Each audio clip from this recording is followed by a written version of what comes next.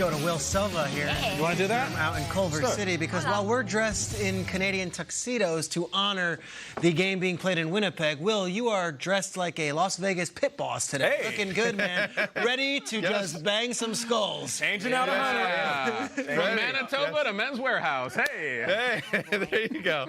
I guarantee it. Either way, you guys can wear the denim outfits. I have to be all business and professional. The Good Morning Football holdout shrine, as we know, is burning bright with Ezekiel Elliott, Trent Williams, and Jadeveon Clowney and Melvin Gordon. Now, in terms of Gordon, it sounds like he'll be gone for a while. The Chargers will also be missing one of their defensive stars as well to start the season. All-Pro safety Derwin James is expected to go on injured reserve after suffering a foot injury. This means he won't be eligible to return until at least Week 9. Meanwhile, wide receiver Mike Evans will not play in the Bucs' Week 3 preseason game against the Browns Friday as he deals with quad and groin injuries. Evans has not practiced all week after sustaining the injury over the weekend. Broncos head coach Vic Fangio telling our very own Tom Pelissero that rookie tight end Noah Fant will be ready to go for Denver's Week 1 game of the regular season. Fant suffering a minor ankle injury in this past Monday night's game against the Niners. More news out of the Mile High City. We may have seen the last of quarterback Joe Flacco this preseason. Fangio also telling Tom he may keep Flacco out the next 2 weeks following the thumb injury suffered by rookie QB Drew Lock on Monday. Fangio adding Kevin Hogan and Brett Rippon will get the bulk of the play the remainder of the preseason. So Fangio likely not taking any chances there. Flacco, of course, really outplayed Jimmy Garoppolo on Monday night when they met in the Mile High City. So as you guys discuss, I'll continue to bust people here at the blackjack tables. I'm sorry, hold on. So I see somebody cheating over there. I'm sorry, they're counting cards right now. Take care, guys. No phones on the table, sir. Go get him. Go get him, Silva. Yeah, and he's talking about Jimmy Garoppolo. A positive spin here at the table. I feel like after his preseason action and his debut since tearing his ACL in Kansas City, where he's playing this week, there's nowhere to go but up. Yeah, no, for sure. You set the bar pretty low in your debut from injury. You had a 0.0. Is that a number? No. Yeah, Blutarski. A 0 passer rating. So Jimmy G is trying to rebound where his season ended last year. So MJ Acosta has the update on how that might go down. Thanks, Kay. And it's not a question of if Jimmy Garoppolo will play against the Chiefs, but rather how much. During a conference call on Tuesday, head coach Kyle Shanahan says he hopes that Jimmy will be able to play longer against Kansas City. And Shanahan was direct in addressing the criticism his starting QB has been receiving after that rusty start against the Broncos, saying that it's, quote, irresponsible to be concerned over just 10 plays. And speaking with several team sources, I'm told Jimmy is 100% focused on getting into a rhythm with this offense. On the other side of the ball, the defense continues to build, despite still having several guys dinged up. But one man who is feeling more than 100% is cornerback Richard Sherman, who's been described around the facility as being in full Sherm form. So I asked him what that phrase means to him. Sherman smiled and said simply, it means he's playing without pain. And when he can focus solely on the game, that's when he's at his best. Okay?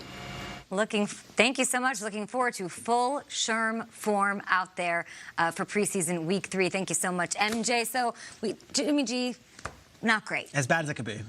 Thank you. Not what we hoped for coming off an ACL injury. How concerned is this table? Because I feel like when we did the highlights and we talked about it, you guys weren't as concerned as I maybe thought you would be. We try to be constructive. I don't care about stats in the preseason. I just care about the look, especially for a guy coming off injury. Look wasn't great. The look was rough. I mean, it was really rough. And Shanahan even talked after the game. He said, I would have liked to put him out there once more, but then all the starters got to go out there with him. And there's something to it going into this next game for the Niners where whenever you're shooting around, you're shooting hoops, shooting in driveway, whatever, you always want to walk off on a make. You know, like you want to make the last shot before you go into the garage, before you go into the car, and you stay out there as long as you have to because that's your last impression.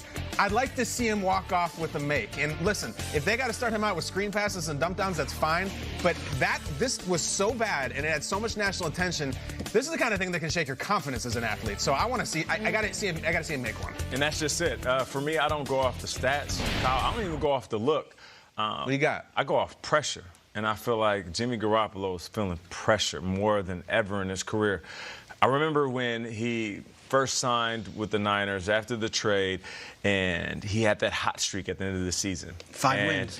5 in a row. Everybody's excited. Future of the sport. Yeah. And I came on TV, and I had to be that dude, and people said, well, Nate, it sounds like you're downing Jimmy G. Why don't you have any optimism? I said, no, it's one thing to come at the end of the season when nobody's expecting anything. You're not fighting for a playoff spot. You just got paid, or you know you're going to get paid.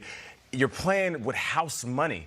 The pressure isn't on you. Yeah. And then last year we saw that. Of course, you can't control the injury, but then now seems like with the injury, with everybody talking, the amount of money in the bank, you being Brady's backup, the pressure is starting to mount. And I've always heard you either feel pressure or you apply it. There's 2 types of quarterbacks. Brady applies pressure every field he steps on. Right now, Jimmy Garoppolo is feeling pressure. The pressure comes and goes. You're saying it can go away, right? No, I'm not saying it comes and goes. I'm saying he's feeling it right now and he's overwhelmed. He doesn't need to beat the stats. He doesn't need to beat defenses. He doesn't need to prove to us.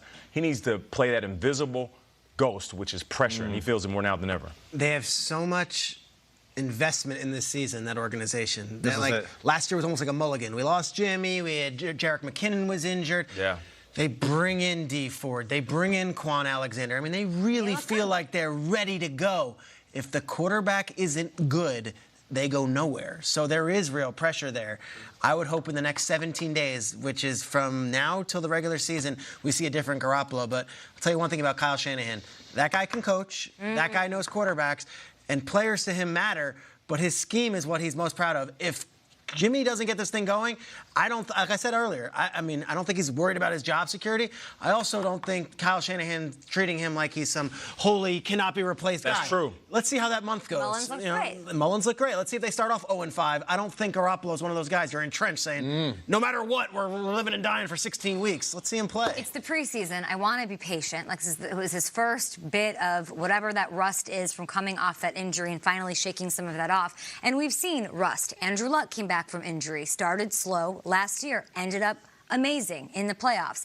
I've just seen too many times in the process of coming back from an injury, players not look the same and not get back there, not even from a physical standpoint, but from a confidence standpoint. Derek Carr, injured, hasn't been to the playoffs since. You guys got like Mariota, he got injured. That next year he threw more interceptions than he did touchdowns. So is that crazy that I have that same thought in that and what I'm watching in these games right now? I think so. The next couple times I see him, that's all I'm looking at. What do you look like? What do your feet look like? I think the only difference between those guys that you named, we've seen those guys play in big games. Like we've seen Mariota play in a game that mattered. We haven't even seen that. Like, think about it.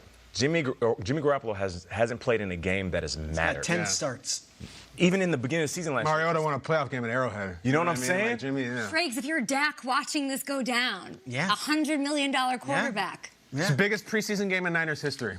Gotta have it. Wow. Gotta have it. Let's do it. There it is. Put it out. We are celebrating the 100th year of the NFL, and this Sunday on ESPN, NFL Films presents A Lifetime of Sundays. It's an unprecedented look at the history of the game through the eyes of 4 iconic women owners. Take a look. All the games I've watched, all the miracles I've watched, I can't think of a better life. I'm the only woman to have seen every single Super Bowl. I can walk into Hallis Hall and look at our Hall of Famers and think, I knew all those men. There'll always be a Rooney in Pittsburgh football. My best memory hasn't come yet. I want to get the Lombardi Trophy. Martha Ford, Patricia Rooney, Virginia McCaskey, Norma Hunt, all of the greats, 4 spectacular, outstanding women who are an inspiration to all. It's called A Lifetime of Sundays, and it premieres Sunday at 1 p.m. Eastern on ESPN. Awesome. No doubt. Awesome. Can't wait for Situation. This guy, who's a bigger chip on his shoulder than him? We don't talk much Andy Dalton, do we? Yeah, I think there's a reason for that.